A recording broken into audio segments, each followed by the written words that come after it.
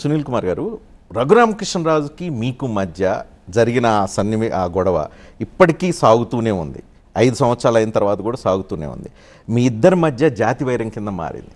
అగ్రకులం దళితుల మధ్య ఒక యుద్ధం తరహాలో మీ ఇద్దరి మధ్య మాటల యుద్ధం కావచ్చు, కేసులు కావచ్చు, ఇవన్నీ కనిపిస్తుంది.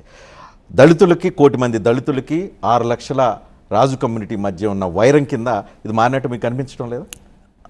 అంటే 1 కోటి మంది దళితులకి ఒక రాజుగారికి మధ్యనే, మిగతా రాజులందరికీ ఏం సంబంధం లేదు ఇందులో. ఆయనకి మధ్యలోనే జరుగుతుంది తప్ప మిగతా రాజులందరూ మంచివాళ్ళే. వాళ్ళు ఏమి కాంట్రవర్సీకి పోలేదు, ఆయనకు మద్దతుకు వచ్చి ధర్నాలు గట్రా ఏం చేయలేదు కదా. ఆయన ఒక్కడే మాట్లాడుతున్నాడు. పోనీ ఆ మాట్లాడటం కూడా నాకు ఒక్కడికి వ్యతిరేకం కాదు కదా. మొత్తం ఈ రోజున దళితులు, దళిత క్రైస్తవులు అందరి మీదకి కూడా ఆయన వచ్చేసాడు. అది నా మీద నేను అందుకే అంటున్నాను, అగ్రకుల దళితుల మధ్య ఒక యుద్ధం కింద ఇది మారిపోతుంది. అది రఘురామకృష్ణరాజు రూపంలో అగ్రకుల రిప్రజెంటేటివ్గా అతను, దళితుల తరపు నుంచి మీరు, దీని నుంచి ఎస్సీ వర్గీకరణ, మతం మారటం, ఇవన్నీ విషయాలన్నీ వచ్చే పరిస్థితి కనిపిస్తుంది. అంటే బేసిక్గా ఆయన ఎజెండా అదండి.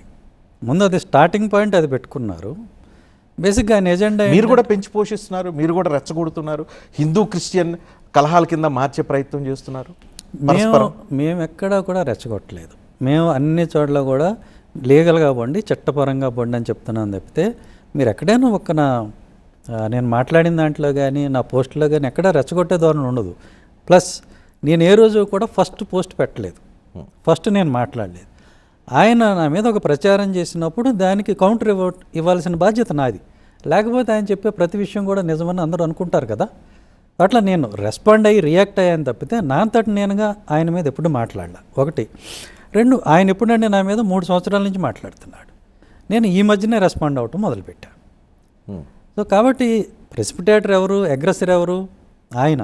గొడవ ఉంటే ఎవరికి ఉంది? ఆయనకి జగన్ గారికి మధ్యలో ఉంది. నాకు తెలిసి ఏంటంటే జగన్ గారిని ఏమి చేయలేక ఆయనకి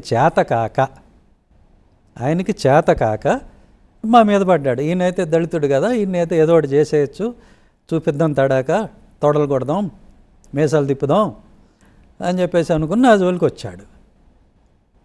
నేనేమంత తేలిగ్గా లొంగే రకాన్ని కాదు, నేను భయపడే రకాన్ని కాదు.